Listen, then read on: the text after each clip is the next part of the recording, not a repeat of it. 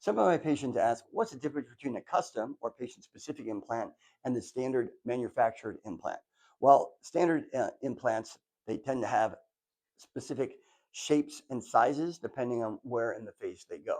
The temporal implant has two different shapes, standard and a extended. The tear trough area has one type of tear trough implant that goes along the tear trough. It has an extended that goes over into the cheek area. The midface, there is a cheek implant, a submalar implant, which goes below the cheekbone, a combined submalar malar implant called the combined implant. Chin implants, there's 4 or 5 standard ones based on how you want your chin to look in terms of the height. Sometimes it extends below the inferior aspect of your mandible to give a lengthening procedure. Some people want an angle of mandible implant.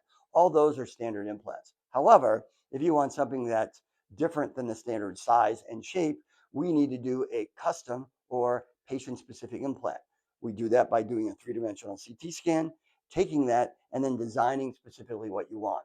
For instance, I have patients who want their augmentate their midface, but they want it to go up to the tear trough, or they want it to go over into the premaxillar or underneath the nose. Some people with the chin want their entire jaw done.